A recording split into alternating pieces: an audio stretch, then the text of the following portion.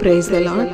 పరిశుద్ధ గ్రంథం నుంచి సామెతల గ్రంథం 29వ అధ్యాయం 18వ వచనం మనం చదువుకుంటే, దేవోక్తి లేని ఎడల జనులు కట్టులేక తిరుగుదురు, ధర్మశాస్త్రమును అనుసరించువాడు ధన్యుడు. ఈ మాటకు అర్థం ఏంటంటే, దేవోక్తి అంటే దేవుని చేత పలుకబడినటువంటి మాటలు. అవి లేకుంటే జనులు అంటే ప్రజలు కట్టులేక తిరుగురు.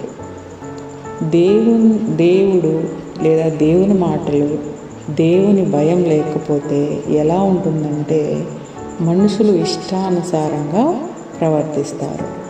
ఫర్ సపోజ్, ఒక జంతువుకి, ఏదైనా మనం పెంచుకునే జంతువుకి, కుక్కనో కోడినో లేకపోతే మేకనో, దానికి ఒక బెల్ట్, ఒక తాడు వేసి కట్టేసినప్పుడు అది మన పరిధిలోనే తిరుగుతూ ఉంటుంది.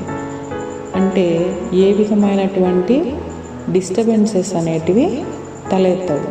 ఒకవేళ దాన్ని కట్టు తీసేసినప్పుడు అది ఎక్కడికంటే అక్కడికి పరిగెడుతుంది, వేటితోనైనా గొడవ పడుతుంది, లేదంటే వేటితోనైనా గాయపరుచుకొని ఇంటికి వస్తాయి. మనం పెంచే జంతువుల్ని చూస్తూ ఉంటాం. అలాగే అంటే తనకు తానుగా అది నష్టం చేసుకుంటుంది. అలాగే దేవుడు ఏం చెప్తున్నాడంటే, దేవుని మాట, దేవుని చేత పలకబడిన మాటలు అనేటివి లేకపోతే మనిషి కూడా ఏ విధంగా అయితే కట్టు లేక జంతువులు తిరుగుతాయో ఆ విధంగా మనుష్యుడు తిరుగుతాడు. వాడికి ఇష్టమైన త్రోవలకి వెళ్ళడం, ఇష్టమైన పనులు చేయడం, తప్పైనా ఒప్పైనా ఏదంటే అది తను చేసుకుంటూ వెళ్ళిపోతాడు. అంతేగాని ఇది తప్పు, ఇది చేయకూడదు అనేటువంటి సిద్ధాంతాలు ఆ మనుషుల్లో ఉండవు. అందుకనే ఎక్కువగా దేవుని చేత, దేవుని మాటలు వినేవారు తప్పు చేయడానికి చాలా భయపడతారు, వెనకడుగు వేస్తారు. ఎందుకంటే అయ్యో దేవుడు మనల్ని శిక్షిస్తాడు కాబట్టి ఈ పని చేయకూడదు, ఒకవేళ ఈరోజు తప్పు చేశాను లేదంటే నేను దేవుణ్ణి క్షమించమని అడగాలి, ఇలా ఎన్నో తనకు తానుగా గుణపరుచుకుంటాడు దేవుని మాట అనేది విన్నప్పుడు. అదే దేవుని మాట లేని వ్యక్తిని ఈ లోకంలో గమనిస్తే, దేవుని అనుసరించేవారు ఏదైనా చిన్న తప్పు చేసినా కూడా అబ్బా సారీ అని చెప్పడము, లేదంటే చాలా వినయ విధేయతలతో వాళ్ళు ఉంటారు. అదే దేవుని మాటలు కానీ దేవుని భయం లేని వ్యక్తులు ఎలా ఉంటారంటే, వాళ్ళే ఇంకా దేవుడు అన్నట్టుగా బిహేవ్ చేస్తారు.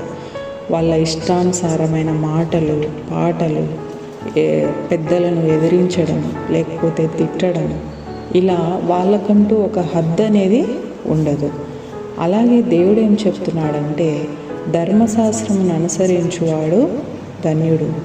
ధర్మశాస్త్రం అంటే బైబిల్ గ్రంథంలో మొదటి 5 అధ్యాయాలని ధర్మశాస్త్ర గ్రంథం అని పిలుస్తారు. మరి ఆ ధర్మశాస్త్ర గ్రంథంలో ఏమున్నాయి అని అంటే, దేవోక్తి ఉంది. అంటే దేవుని చేత పలకబడిన మాటలు ఆ గ్రంథంలో రాయబడి అవి పాటించమని దేవుడు ప్రజలకి చెప్పాడు. అలా మీరు పాటిస్తే ఏమంట, ధన్యులు. అంటే ఇంగ్లీష్లో ఏమంటుందంటే, అలా అనుసరించేవారు హ్యాపీగా ఉంటారని సెలవిచ్చినారు. ఆ ధర్మశాస్త్ర గ్రంథంలో ఇవ్వబడిన కొన్ని మనకి తెలుసు. ద్వితీయోపదేశకాండం 5వ అధ్యాయంలో 10 ఆజ్ఞలని ఉంటాయి.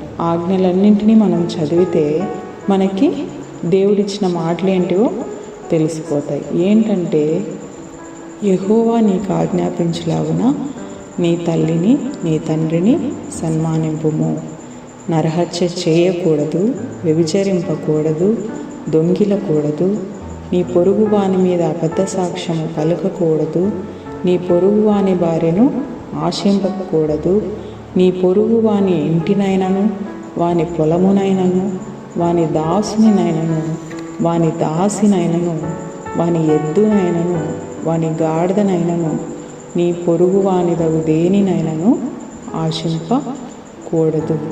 ఇలా దేవుడు 10 ఆజ్ఞలని ప్రజలకిచ్చి దాన్ని వివరిస్తూ అనేకమైనటువంటి ఆజ్ఞలను, మాటలను ప్రజలకు ఇచ్చాడు.